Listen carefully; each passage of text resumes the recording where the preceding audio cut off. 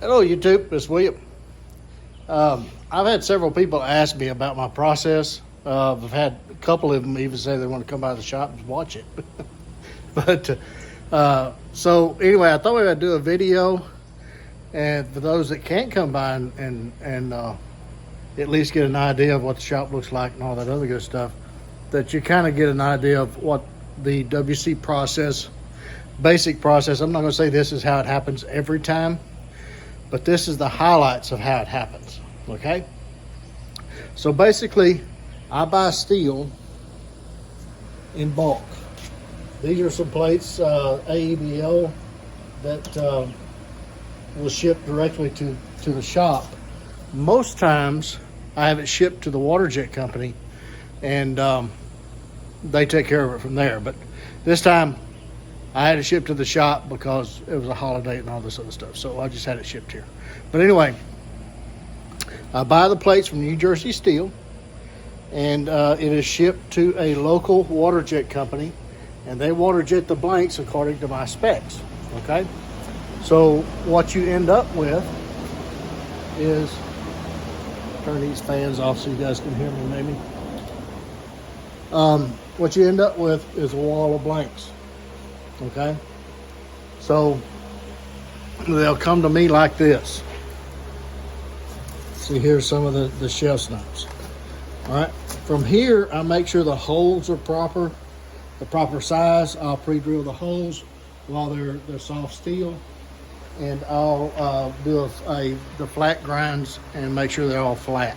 Okay, so once I do that, and I take them, and depending on what type of steel, Nitro V and a few of the other CPM steels require you to wash them in detergent, Dawn liquid is what's recommended. So I take them over here to the sink and I wash them in the Dawn liquid. Okay, dry them up, and then they're ready for heat treat.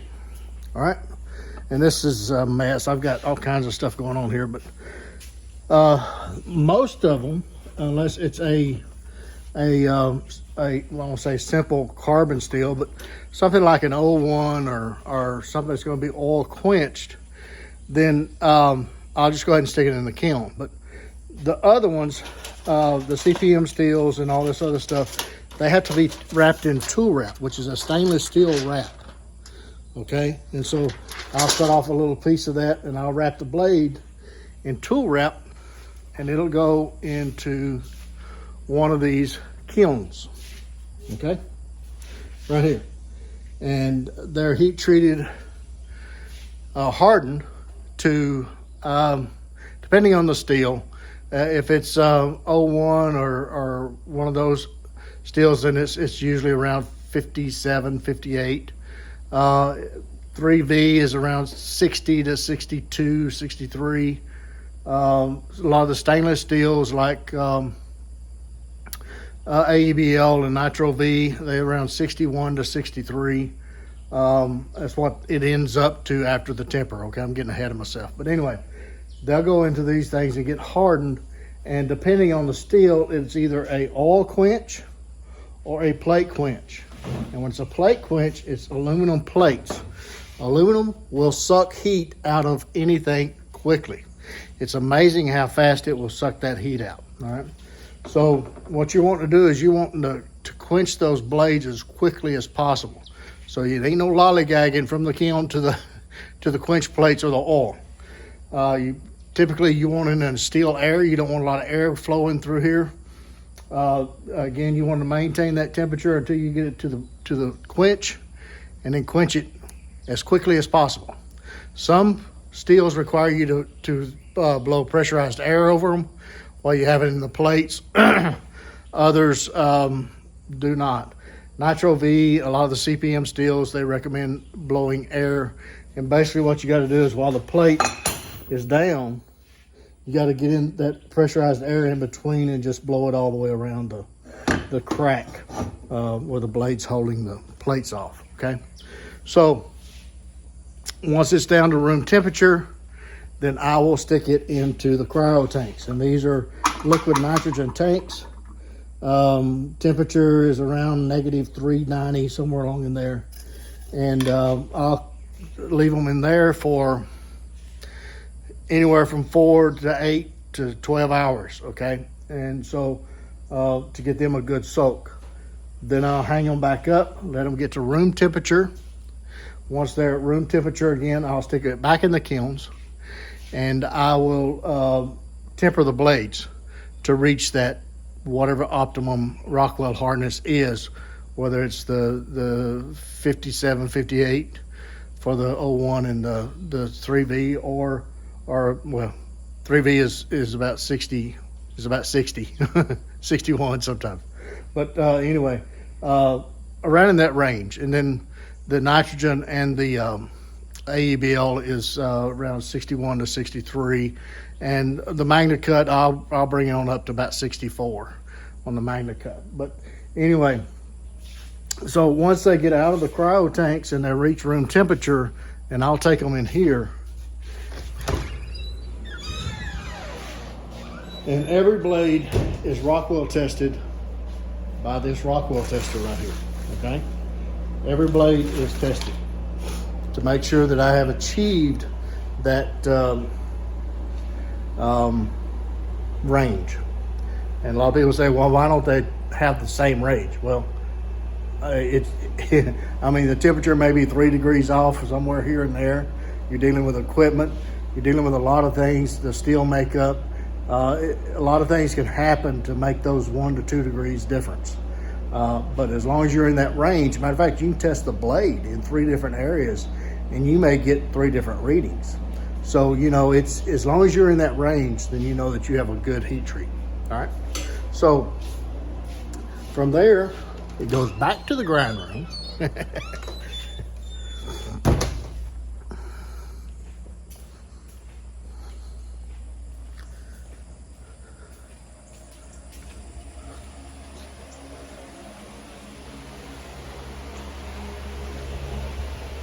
And you have this.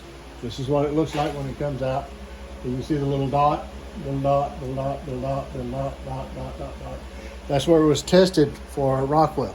Once it's tested for Rockwell and it's in that optimum range, and it comes to this side of the shop, the grind room, and the 12.5 degree bevel, and you know, give or take a half, it's anywhere from 12 to 13 because belts wear, plates wear, and so you're not going to achieve that exact angle every time. It's just like rifling a rifle. And when you rifle a rifle, the rifling is different, okay? Because the rifling wears, a lot of things wear, but you're going to get in that range of 12 to 13 degrees. This is the one that sets up for the flats. A lot of times the sabers, the full flats. So this machine I adjust a lot. This one here stays the same. It's always that cutting edge. All my cutting edge has that 12 to 13 degree angle. The one that you sharpen is 12 to 13. No matter if it's a saber, full flat, doesn't matter. It's that cutting edge is 12 to 13 degrees. All right. So it's a very fine edge. That's the reason I do all my in-house treatment, heat treat, so I can make sure that I maintain that proper heat treat for that very fine edge, okay? Once I get it ground, then it goes over to this table, and this is where the handles are set. So I set all the handles, and they'll come out like one of these. Once the handles are set, it'll look like that, okay? Then I'll take it to these belt sanders here on this side, and shape the handles, get the handles the right shape, do the final, I'm not gonna say polish because I don't use polished handles, except wood. Wood's kind of polished, but the Sure Touch and the micarta is still got a little bit of a texture to it for a sure grip, okay? So you know, on the micarta, I usually stop about 80 grit for the hand sanding, and Sure Touch I'll go to a 120, but that's about as much as high as I go on the Sure Touch. Now wood, I'll go on a 220 and steel wool and all this other stuff, and there's a buffer over here that I buff the handles, the wood handles with right here. So once I get the handles shaped, then I take them back in here and they look like this. And there I wash the synthetics, the Sure Touch and the micarta. I wash them in the Dawn liquid, get all the grit and everything out of them. Then I will warm them up with this heat gun. And you just want the handle, you don't want it hot, hot, hot. You just want it warm. Then I'll set it in this teak oil. This is Superior Penetration teak oil, okay? And I'll let it soak in this teak oil for just a few minutes. And as it cools, then it sucks that oil into those fibers, all right? Then I'll take it out and I'll wipe it as clean as I can. Make sure that you get all the excess oil off, because once it dries, it's there. And it is nasty stuff. All right, it's even worse than boiled linseed oil. So you want to make sure you get all of the teak oil off. You can see this one has been dipped this morning, and it just makes the fiber or the colors pop, and it seals all those fibers and everything and gives it a good seal. Okay, I don't use all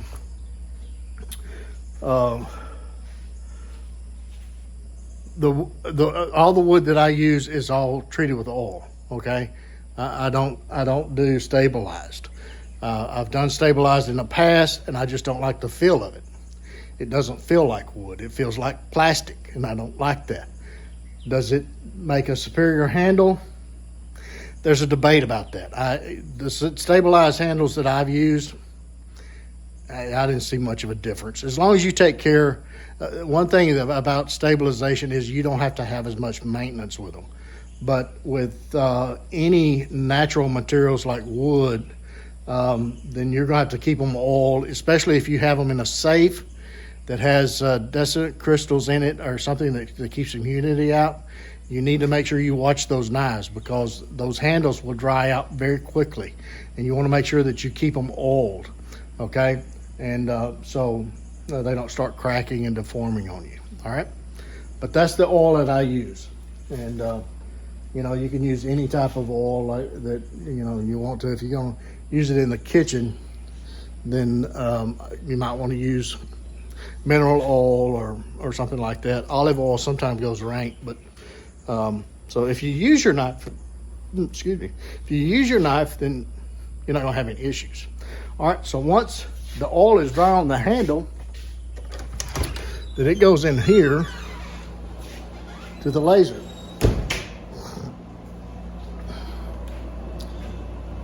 And from the laser, I get the logos and the names of the knives, the type of steel, the date, the month, and the year that it was finished. And these are going to be in a sale this week, actually, July the 4th week. So anyway, once they're lasered on both sides, then I take them back in the grind room.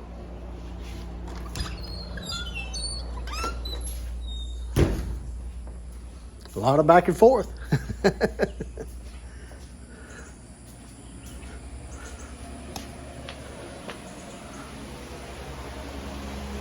And I use Scotch-Brite belts, and I polish the flats on the blades with the Scotch-Brite belts on this buffer or on this grinder, and just to polish the blades up, get them all pretty. And I don't use high polished blades.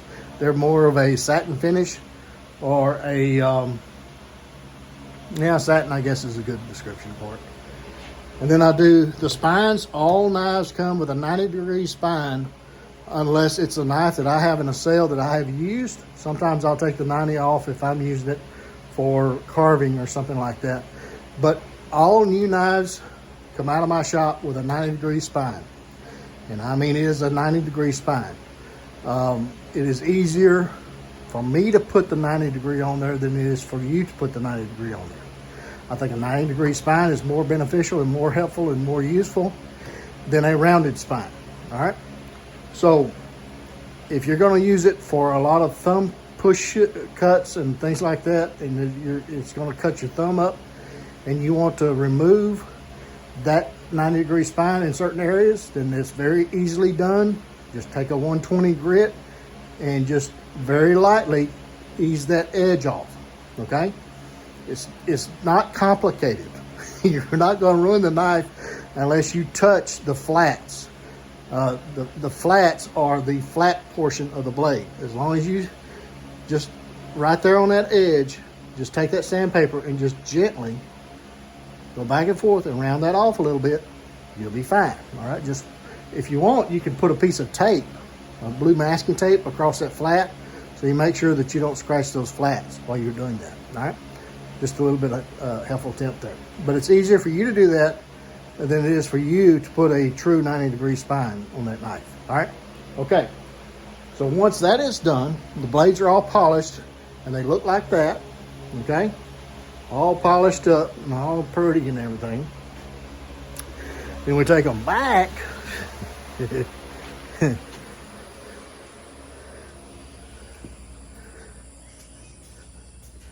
in the laser room.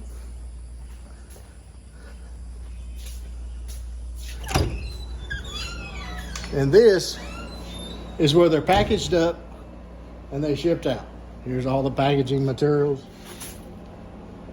envelopes, bubble wrap, all this other stuff that goes in there, Band-Aids, all the Band-Aids that I keep around to put a Band-Aid in there.